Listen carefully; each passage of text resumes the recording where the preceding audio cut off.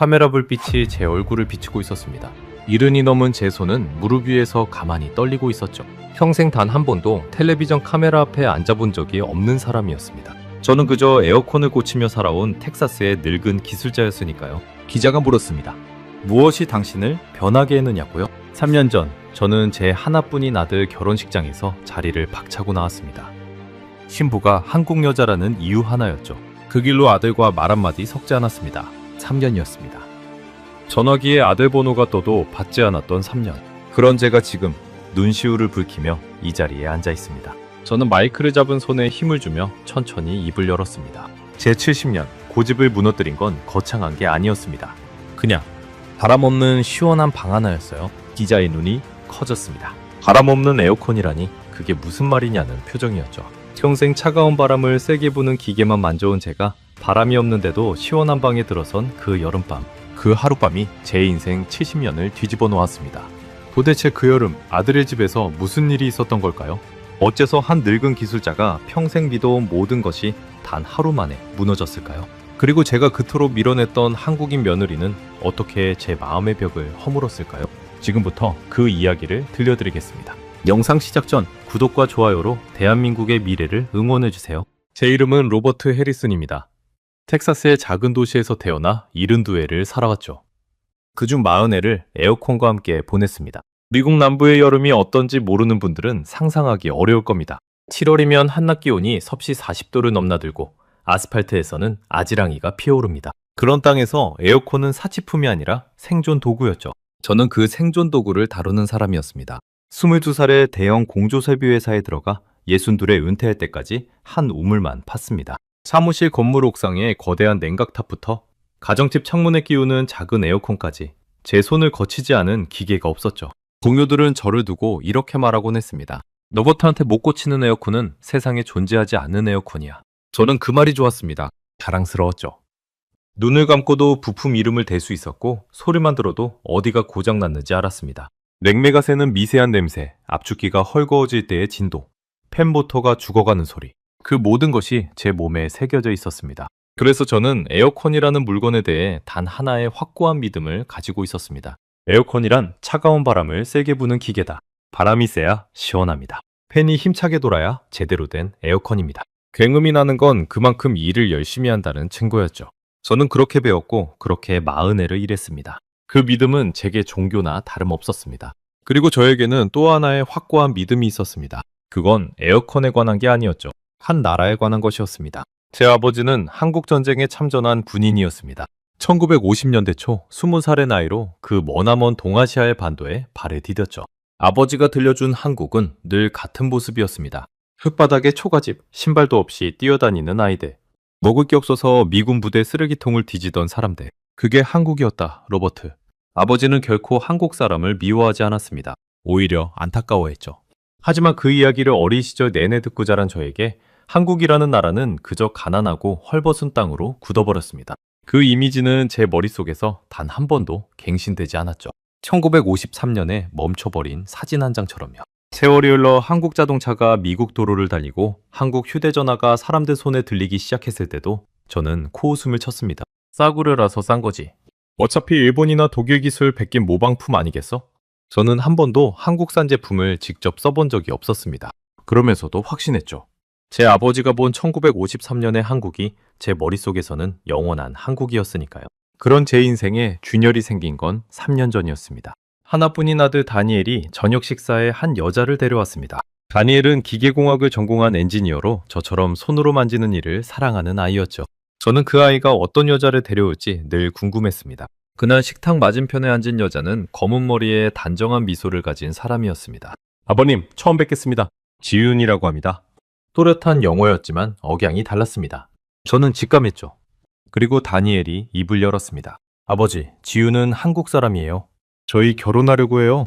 그 순간 제 안에서 무언가가 차갑게 식었습니다. 40회 동안 에어컨의 미세한 소리까지 읽어내던 제 감각이 정작 식탁 위에 흐르는 공기는 읽지 못했죠. 아니, 읽지 않으려 했습니다. 저는 포크를 내려놓았습니다. 그리고 차갑게 말했죠. 한국 여자라고? 지윤이라는 여자의 얼굴에서 미소가 천천히 사라지는 게 보였습니다. 다니엘의 표정이 굳었죠. 하지만 저는 멈추지 않았습니다. 70년 동안 제 안에 굳어있던 그 사진 한 장이 제 이불 통해 쏟아져 나왔습니다. 네가 만나는 사람이 어떤 나라에서 왔는지 알기나 하니? 나는 인정 못한다. 그날 밤 다니엘은 그 여자의 손을 잡고 제 집을 떠났습니다. 현관문이 닫히는 소리가 유난히 크게 들렸죠.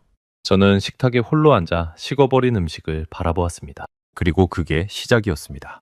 3년에 걸친 침묵의 시작이요. 다니엘은 그해 가을 그 여자와 결혼했습니다. 결혼식 청첩장이 우편함에 꽂혀 있었죠. 저는 가지 않으려 했습니다. 하지만 결혼식 당일 무언가에 이끌리듯 차를 몰고 식장으로 갔습니다. 뒷자리에 조용히 앉아 있었죠. 신부가 입장하는 순간 사람들이 박수를 쳤습니다. 다니엘의 얼굴은 행복으로 빛나고 있었죠. 그런데 저는 그 모습을 견딜 수가 없었습니다. 제 아들이 한국 여자와 함께 새 인생을 시작한다는 사실이 제 70년 신념에 대한 배신처럼 느껴졌거든요. 저는 자리에서 일어섰습니다. 의자가 바닥에 끌리며 날카로운 소리를 내죠. 사람들의 시선이 일제히 저에게 쏠렸습니다. 다니엘이 저를 발견하고 입을 벌렸지만 저는 뒤도 돌아보지 않고 식장을 빠져나왔습니다. 주차장에 세워둔 차 안에서 저는 한참을 앉아 있었습니다. 운전대를 잡은 손에 핏줄이 도드라졌죠. 이상하게도 화가 나지 않았습니다. 그저 가슴 한가운데가 텅 빈 것처럼 허전했습니다. 제가 무슨 짓을 한 건지 그때는 인정하고 싶지 않았죠. 그날 이후로 다니엘과 저 사이에는 보이지 않는 벽이 생겼습니다. 명절에도 제 생일에도 우리는 만나지 않았습니다. 다니엘이 가끔 문자 메시지를 보내왔지만 저는 읽기만 하고 답하지 않았죠. 고집이었습니다. 자존심이었고요. 하지만 사실 저는 알고 있었습니다. 그 고집과 자존심이라는 건 사과할 용기가 없는 늙은이가 두르고 있는 갑옷일 뿐이라는 거예요. 밤이면 텅 빈 집에서 혼자 텔레비전을 켜놓고 잠들었습니다. 거실에서 굉음을 내며 돌아가는 낡은 창문형 에어컨 소리만이 제 곁을 지켰죠. 그렇게 3년이 흘렀습니다. 그리고 그해 여름이 찾아왔습니다. 텍사스 역사상 가장 뜨거웠다고 기록돼 그 끔찍한 폭염의 여름이요. 그 여름이 제 평생의 믿음 2가지를 한꺼번에 무너뜨릴 거라고는 그때의 저는 짐작조차 하지 못했습니다. 그해 7월은 평년과 달랐습니다. 텍사스의 여름은 원래도 가혹하지만 그해는 차원이 달랐죠. 기상청은 연일 폭염경보를 발령했습니다. 한낮 기온이 섭씨 43도까지 치솟았고 밤이 되어도 30도 아래로 떨어지지 않았습니다. 동네 노인 몇 명이 열사병으로 병원에 실려갔다는 소식이 들려왔죠. 라디오에서는 하루 종일 같은 경고를 반복했습니다. 외출을 삼가고 충분한 수분을 섭취하고 냉방기를 가동하라고요. 저는 그 경고를 들으며 코웃음을 쳤습니다. 냉방기라면 제 전문 분야였으니까요. 제 거실에는 십수년을 함께한 창문형 에어컨이 있었습니다. 미국 브랜드의 묵직한 새덩이였죠. 제가 직접 골랐고 직접 설치했고 부품이 다를 때마다 직접 갈아 끼운 녀석이었습니다. 저는 그 에어컨을 믿었습니다. 제 40의 경력을 믿는 것처럼요. 문제는 그 다음 주부터 시작됐습니다. 어느 날 새벽, 저는 이상한 소리에 잠에서 깼습니다. 거실 쪽에서 들려오는 소리였죠. 40해 동안 기계 소리를 읽어온 제 귀가 본능적으로 곤두섰습니다. 평소의 굉음이 아니었습니다. 그 굉음 사이에 미세한 떨림이 섞여 있었죠. 압축기에서 나는 소리였습니다. 무리하고 있다는 신호였죠. 저는 침대에서 일어나 거실로 나갔습니다. 에어컨 앞에 손을 대보았죠. 차가운 바람은 여전히 나오고 있었습니다. 하지만 그 바람에 힘이 없었습니다. 청소라면 손바닥을 밀어낼 만큼 세찼던 바람이 그날은 맥없이 흩어지고 있었죠. 늙었구나 너도. 저는 에어컨에게 혼잣말을 건넸습니다. 부품을 갈면 될 일이었죠. 다음날 저는 단골 부품 가게에 전화를 걸었습니다. 그런데 가게 주인이 난처한 목소리로 말했습니다. 로버트, 그 모델 부품은 이제 단종됐어요. 회사가 그 라인을 접은 지 몇 년 됐잖아요. 저는 수화기를 든 채 한참을 말없이 서 있었습니다. 제 손때가 묻은 기계가 이제는 부품조차 구할 수 없는 골동품이 되어 있었던 겁니다. 40의 경력의 기술자가 정작 자기 집 거실의 더위 앞에서 아무것도 할 수 없게 된 순간이었죠. 그날 밤부터 지옥이 시작됐습니다. 에어컨은 간신히 돌아갔지만 집바람은 점점 제 몸을 괴롭혔습니다. 저는 시원한 자리를 찾아 소파 위치로 옮겼습니다. 그런데 직바람이 정면으로 닿는 자리에 앉으면 어깨가 시리고 바람을 피하면 등줄기에 땀이 흘렀죠. 이른이 넘은 무릎 관절은 차가운 바람을 정통으로 맞을 때마다 욱신거렸습니다. 밤에는 그 욱신거림 때문에 잠을 이루지 못했죠. 낮에는 더웠고 밤에는 시렸습니다. 에어컨을 끄면 숨이 막혔고 켜면 관절이 아팠습니다. 평생 사람들에게 시원한 여름을 선물해온 제가 정작 제 여름 하나를 다스리지 못하고 있었던 겁니다. 거실 한가운데 앉아 식어가는 커피를 들고 있던 어느 오후, 저는 처음으로 제 처지가 서글퍼졌습니다. 그렇게 며칠이 지난 어느 저녁이었습니다. 거실 탁자 위에 놓인 제 휴대전화가 울렸죠. 낯선 번호였습니다. 저는 무심코 통화 버튼을 눌렀습니다. 그리고 수화기 너머에서 들려온 목소리에 저는 그대로 굳어버렸습니다. 아버님, 저 지윤이에요. 3년 만에 듣는 목소리였습니다. 제가 결혼식장을 박차고 나온 그날 이후 단 한 번도 들어본 적 없는 며느리의 목소리. 저는 아무 말도 하지 못했습니다. 가슴 한구석이 서늘하게 조여드는 느낌이었죠. 전화를 끊어야 한다는 생각과 끊지 못하는 마음이 동시에 저를 붙들었습니다. 지우는 제가 아무 대답이 없는데도 차분하게 말을 이어갔습니다. 떨리지만 또렷한 목소리였죠. 뉴스에서 폭염 소식을 봤어요. 아버님 댁 에어컨이 오래되셨다고 다니엘한테 들었거든요. 걱정이 돼서요. 저는 침을 삼켰습니다. 목이 바싹 말라 있었죠. 뭐어라 대꾸하려 했지만 입이 떨어지지 않았습니다. 3년 동안 밀어내기만 했던 사람이 정작 가장 먼저 제 더위를 걱정하고 있었던 겁니다. 아버님, 괜찮으시면 저희 집에서 며칠 쉬다 가세요. 저희 집은 시원하거든요. 다니엘도 아버님 보고 싶어 해요. 그 마지막 한마디에 저는 수화기를 든 손에 힘이 풀렸습니다. 다니엘도 아버님 보고 싶어 해요. 3년 동안 제가 모른 척했던 아들의 마음이 며느리의 입을 통해 전해진 순간이었죠. 저는 한참을 망설였습니다. 자존심이라는 갑옷이 여전히 저를 붙들고 있었으니까요. 거절하려 했습니다. 괜찮다고, 신세지지 않겠다고 말하려 했죠. 그런데 바로 그때 제 등 뒤에서 낡은 에어컨이 또 한 번 거칠게 떨리는 소리를 냈습니다. 마치 더는 못 버티겠다고 비명을 지르는 것 같았죠. 저는 천천히 입을 열었습니다. 제 목소리는 저도 놀랄 만큼 가라앉아 있었습니다. 주소를 보내거라. 전화를 끊고 나서 저는 한동안 거실에 멍하니 서 있었습니다. 제가 방금 무슨 대답을 한 건지 스스로도 믿기지 않았죠. 3년 동안 쌓아올린 벽을 제 입으로 허물어버린 셈이었으니까요. 하지만 이상하게도 후회는 들지 않았습니다. 오히려 가슴을 짓누르던 무거운 돌덩이 하나가 슬며시 자리를 옮긴 듯한 기분이었죠. 다음날 아침 저는 작은 여행 가방에 옷가지 몇 벌을 챙겼습니다.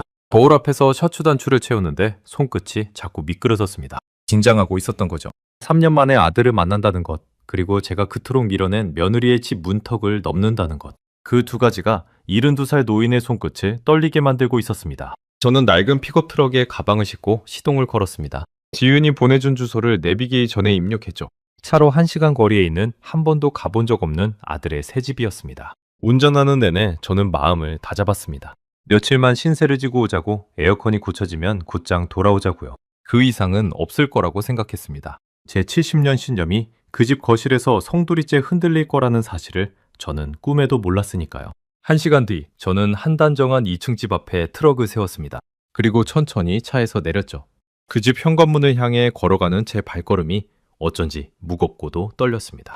현관문이 열리기까지의 그 몇 초가 제게는 무척 길게 느껴졌습니다. 문이 열리고 다니엘이 서 있었습니다.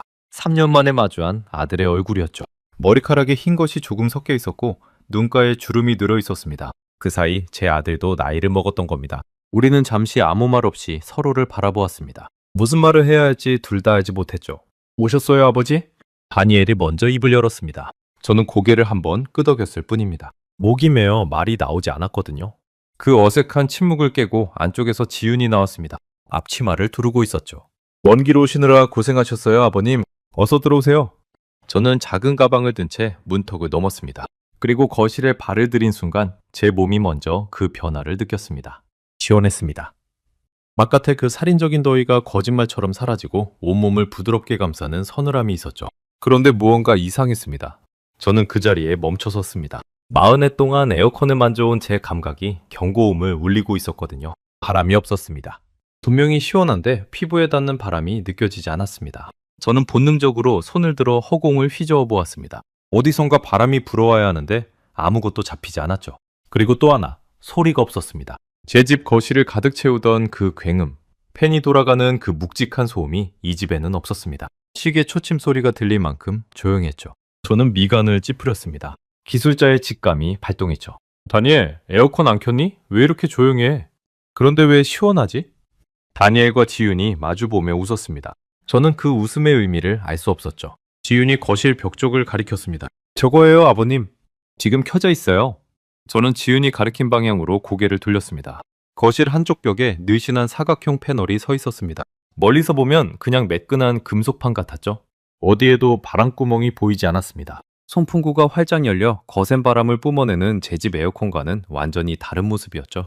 저는 천천히 그 패널 앞으로 걸어갔습니다. 40의 경력의 기술자로서 제 눈으로 직접 확인하지 않고는 견딜 수가 없었거든요. 패널 가까이 손을 가져갔습니다.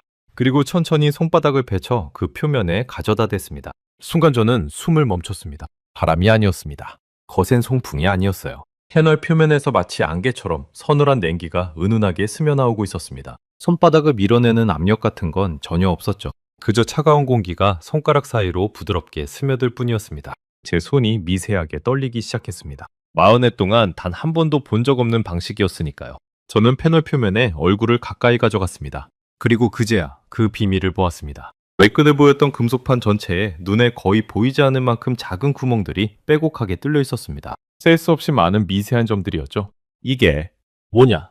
제 목소리가 갈라졌습니다. 다니엘이 제 곁으로 다가왔습니다. 마이크로 홀이라고 해요, 아버지. 저 패널에 직경 1mm도 안 되는 구멍이 뚫려 있어요. 그 개수가 최대 약 27만 개예요. 27만 개. 저는 그 숫자를 듣고 잠시 말을 잃었습니다. 손바닥만한 면적도 아니고 그 패널 전체에 27만 개의 구멍이라니. 제 머릿속에서 계산이 돌아가지 않았습니다. 그런 정밀한 가공을 도대체 어떻게 한단 말입니까? 다니엘이 차분히 설명을 이어갔습니다. 안에서 강하고 차가운 바람을 만들어요. 그건 일반 에어컨이랑 똑같아요. 그런데 그 바람을 곧장 내보내는 게 아니라 저 27만 개의 미세한 구멍을 통과시켜요. 그러면 강한 바람이 마치 고운 체에 걸러지듯 잘게 쪼개지면서 직바람이 아니라 은은한 냉기로 바뀌는 거예요. 저는 다시 패널에 손을 대보았습니다. 정말이었습니다. 안에서는 분명 차가운 공기가 만들어지고 있는데 밖으로 나올 때는 바람의 형태가 아니었습니다. 마치 동굴 안에 들어선 것처럼 공간 전체가 서늘하게 가라앉아 있었죠. 바람의 속도가 초속 0.15m 이하예요. 지윤이 옆에서 거들었습니다. 미국 냉공조학회 기준으로 초속 0.15m 이하의 바람은 사람이 인지할 수 없는 무풍으로 정의한대요. 그러니까 아버님 피부에 바람이 안 느껴지는 게 당연한 거예요. 기준상으로 무풍이니까요. 저는 그 자리에 얼어붙었습니다. 미국 냉공조학회. 제가 40해 동안 일하면서 수없이 들어온 그 기관의 이름이 며느리의 입에서 나오고 있었습니다. 그 기관이 정한 무풍 기준이라는 게 있다는 것도, 그 기준을 실제로 충족하는 에어컨이 존재한다는 것도 저는 그날 처음 알았습니다. 평생 에어컨이란 바람을 세게 부는 기계라고 믿어온 사람 앞에 바람을 일부러 없애버린 기계가 서 있었던 겁니다. 제 손바닥은 여전히 그 차가운 냉기 속에 머물러 있었습니다. 등줄기로 서늘한 무언가가 천천히 타고 올랐죠. 그건 에어컨의 냉기 때문만은 아니었습니다. 제가 평생 믿어온 무언가가 발밑에서부터 조금씩 흔들리는 그런 감각이었습니다. 저는 떨리는 손을 거두며 다니엘에게 물었습니다. 묻지 않고는 견딜 수가 없었죠. 이거 어느 회사 거냐? 다니엘이 저를 똑바로 바라보았습니다. 그리고 또박또박 대답했습니다. 삼성이요.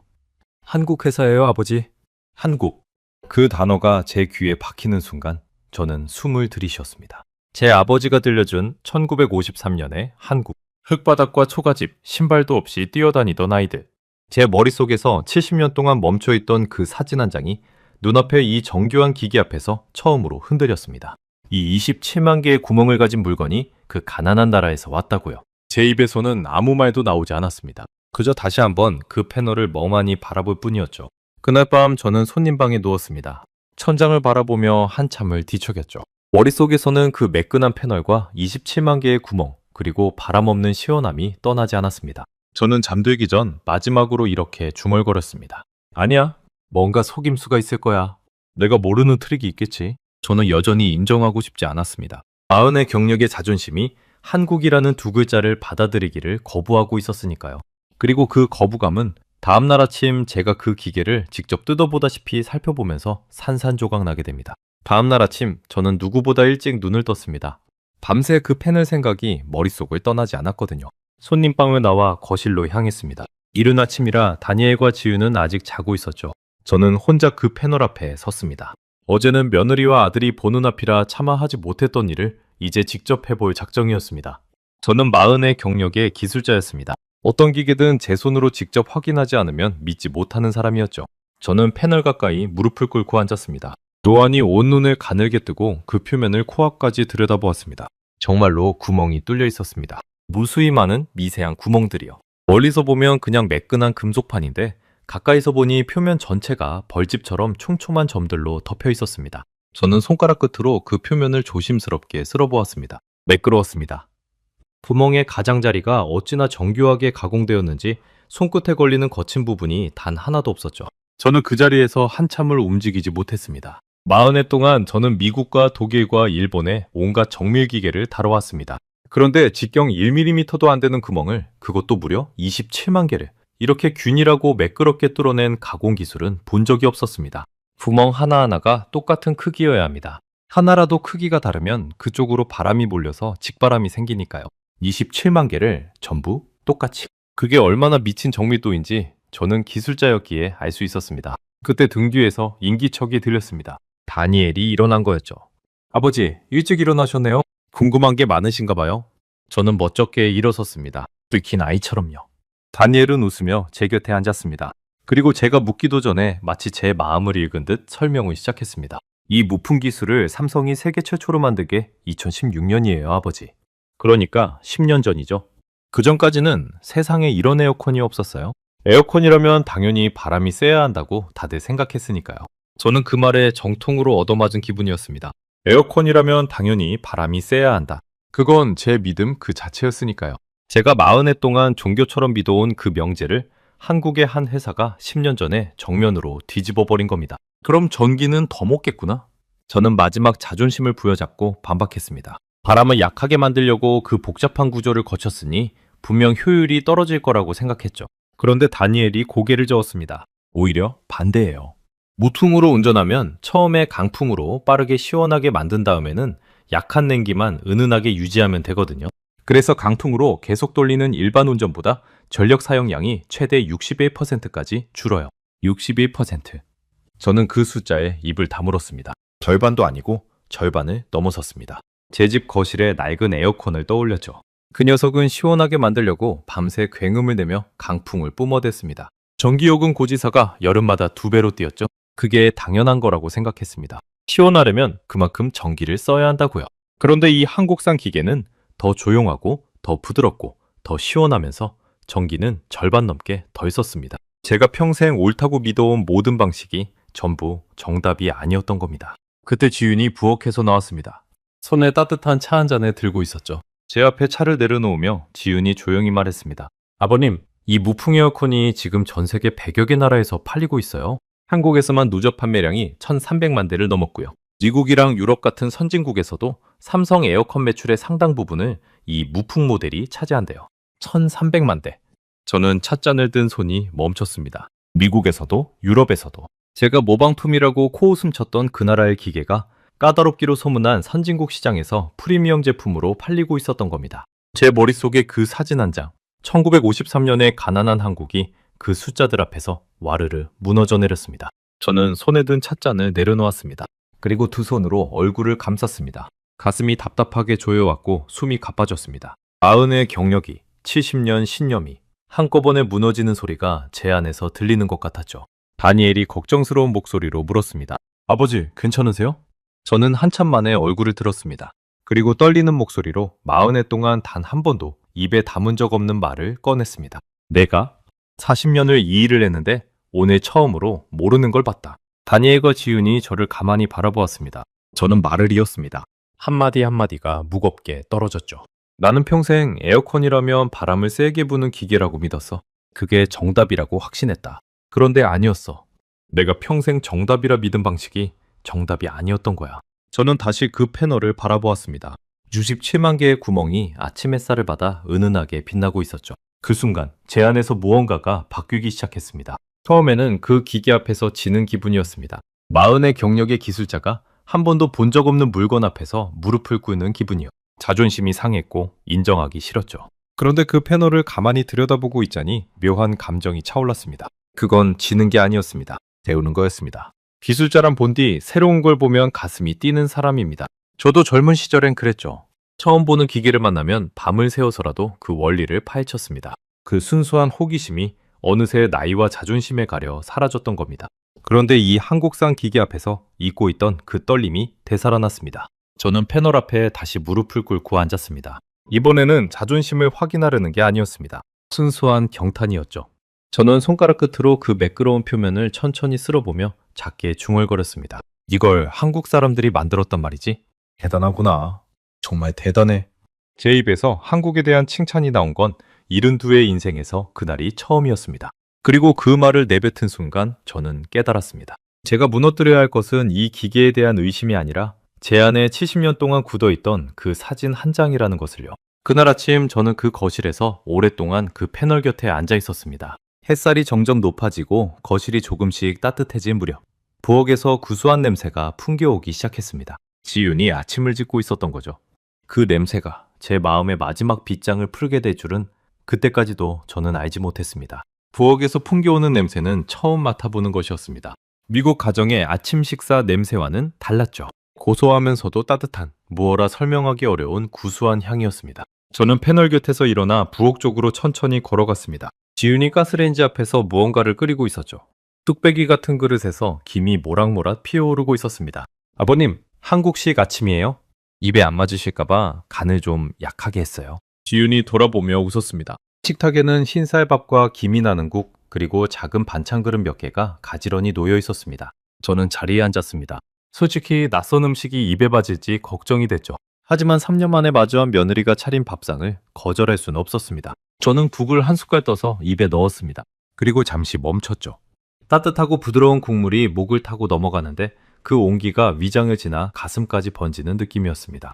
지난 며칠 폭염 속에서 잠도 제대로 못 자고 끼니도 대충 때웠던 제 몸이 그 따뜻한 국물 한 숟갈에 스르르 풀어지는 것 같았죠. 그 순간 저는 깨달았습니다. 어젯밤 저는 그 시원한 손님방에서 오랜만에 깊은 잠을 잤다는 거요. 생각해보니 그랬습니다. 무릎이 시리지 않았습니다. 칡바람이 없으니 관절이 욱신거리지 않았고 굉음이 없으니 신경이 곤두서지 않았죠. 저는 침대에 누운 지 얼마 되지 않아 골아 떨어졌고 아침까지 단 한 번도 깨지 않았습니다. 폭염이 시작된 이후 처음 있는 일이었습니다. 제 집에서는 매일 밤이 전쟁이었습니다. 더워서 에어컨을 켜면 무릎이 시려 잠이 깼고 추워서 끄면 더워서 잠이 깼죠. 그 사이를 오가며 뒤척이다 보면 어느새 새벽이었습니다. 그런데 이 집에서는 바람 없는 그 시원한 방에서는 제가 한 번도 깨지 않고 잤던 겁니다. 저는 숟가락을 내려놓고 가만히 앉아 있었습니다. 묘한 감정이 차올랐죠. 그건 어제 패널 앞에서 느낀 기술에 대한 경탄과는 다른 더 깊고 따뜻한 무언가였습니다. 기술이 사람을 편하게 한다는 것. 저는 40해 동안 그 일을 해왔으면서도 정작 그 의미를 제대로 느껴본 적이 없었습니다. 저에게 에어컨이란 그저 차가운 바람을 만드는 기계였으니까요. 그런데 이 한국산 기계는 달랐습니다. 사람이 집바람에 시려하는 걸 헤아리고 굉음에 잠 못 드는 걸 헤아려서 그 불편함을 없애려고 만든 기계였습니다. 그건 기술이 아니었습니다. 배려였습니다. 저는 천천히 고개를 들어 지윤을 바라보았습니다. 며느리는 제 빈 국그릇을 보고 있었죠. 그 눈빛에서 저는 똑같은 것을 읽었습니다. 시아버지가 잠을 설칠까봐 시원한 방을 내어주고 입맛이 없을까봐 간을 약하게 맞추고 낯선 음식에 거부감을 느낄까봐 조심스럽게 차린 그 마음. 그것 역시 배려였습니다. 3년 전 저는 이 사람을 한국 여자라는 이유 하나로 밀어냈습니다. 그 사람이 어떤 사람인지 알려고도 하지 않았죠. 제 머릿속에 그 낡은 사진 한 장만 믿고서요. 그런데 이 사람은 그렇게 자신을 밀어낸 늙은이를 위해 시원한 방을 내어주고 따뜻한 국을 끓였습니다. 가슴 깊은 곳에서 뜨거운 것이 치밀어 올랐습니다. 저는 그것을 누르려 애썼지만 이른 뒤에 살아온 노인의 눈가가 어느새 젖어들고 있었죠. 부끄러웠습니다. 제가 지난 3년 동안 무슨 짓을 했는지 그제야 똑똑히 보였거든요. 저는 떨리는 목소리로 입을 열었습니다. 지윤을 향해서요. 지윤아. 그 순간 부엌이 조용해졌습니다. 지윤의 눈이 커졌죠. 제가 며느리의 이름을 부른 건 그날이 처음이었습니다. 3년 동안 저는 단 한 번도 이 사람의 이름을 입에 담은 적이 없었습니다. 그저 한국 여자, 그 여자라고만 불렀죠. 그런데 그날 아침 저는 처음으로 이 사람을 이름으로 불렀습니다. 지윤의 입술이 가늘게 떨렸습니다. 그 눈에 물기가 차오르는 게 보였죠. 저는 빈 국그릇을 두 손으로 감싸주고 천천히 말했습니다. 지윤아, 국 한 그릇 더 줄 수 있겠니? 그 한마디에 지윤의 눈에서 눈물이 툭 떨어졌습니다. 며느리는 황급히 손등으로 눈가를 닦으며 환하게 웃었죠. 그리고 빠른 걸음으로 가스레인지 앞으로 가서 새 국을 그릇에 담기 시작했습니다. 그 뒷모습을 바라보는데 제 가슴이 먹먹하게 차올랐습니다. 곁에 앉아있던 다니엘이 고개를 숙였습니다. 어깨가 들썩이고 있었죠. 제 아들이 울고 있었습니다. 저는 손을 뻗어 아들의 어깨에 가만히 얹었습니다. 3년 만에 처음으로 아들의 몸에 손을 댄 순간이었죠. 다니엘, 저는 아들의 이름을 불렀습니다. 다니엘이 젖은 눈으로 저를 올려다보았죠. 저는 무어라 말을 이으려 했지만 목이 메어 한참을 입을 떼지 못했습니다. 가슴 한가운데가 뜨겁게 조여왔고 손끝이 가늘게 떨렸습니다. 마침내 저는 가까스로 입을 열었습니다. 미안하다. 정말 미안하다. 내가 무서웠던 건 한국이 아니었어. 내가 틀렸을지도 모른다는 거였어. 말을 마치고 나서야 저는 그 진실을 똑똑히 깨달았습니다. 제가 지난 70년 동안 그토록 고집스럽게 한국을 밀어냈던 이유, 그건 한국이 미워서가 아니었습니다. 제 아버지가 들려준 그 사진 한 장이 틀렸다는 걸 인정하는 순간 제 인생 전체가 틀렸다는 게 될까봐 두려웠던 겁니다. 그래서 저는 눈을 감고 귀를 막고 70년 동안 같은 자리에 멈춰 서 있었던 거죠. 다니엘이 자리에서 일어나 저를 안았습니다. 3년 만에 포옹이었습니다. 제 아들의 어깨에 얼굴을 묻은 채 저는 소리 없이 어깨를 떨었습니다. 40해 동안 단단한 기계만 만져온 제 손이 아들의 등을 어루만지고 있었죠. 그 손길이 어찌나 어색하던지 제가 그동안 얼마나 표현에 서툰 아비였는지 새삼 사무쳤습니다. 지윤이 새 국그릇을 들고 돌아와 식탁에 내려놓았습니다. 그리고 우리 둘을 바라보며 조용히 미소 지었죠. 저는 다니엘의 등에서 손을 떼고 지윤이 새로 담아준 국을 한 숟갈 떴습니다. 따뜻했습니다. 처음 떴을 때보다 더 따뜻하게 느껴졌죠. 창밖으로는 여전히 텍사스의 폭염이 이글거리고 있었습니다. 하지만 그 집 안은 시원했습니다. 바람 한 점 없이 그저 은은한 냉기가 공간을 부드럽게 채우고 있었죠. 그리고 그 시원한 거실에서 3년 동안 얼어붙어 있던 우리 가족의 마음이 천천히 녹아내리고 있었습니다. 저는 그 아침을 평생 잊지 못할 겁니다. 바람 없는 방 한 칸과 따뜻한 국 한 그릇이 제 70년 편견을 무너뜨린 그 아침을요. 그 여름이 지나고 가을이 왔습니다. 저는 제 집으로 돌아왔습니다. 하지만 돌아온 제 집은 예전과 같지 않았죠. 가장 먼저 한 일은 10수년을 함께한 그 낡은 창문형 에어컨을 떼어내는 것이었습니다. 그리고 그 자리에 거실 벽 한쪽에 매끈한 무풍 에어컨 한 대를 새로 들였습니다. 27만 개의 구멍을 가진 한국이 만든 그 기계를요. 설치기사가 떠난 뒤 저는 혼자 거실에 앉아 그 패널을 가만히 바라보았습니다. 손을 가져다 대니 익숙한 그 은은한 냉기가 손끝으로 스며들었죠. 바람 한 점 없는 시원함, 굉음 없는 고요함.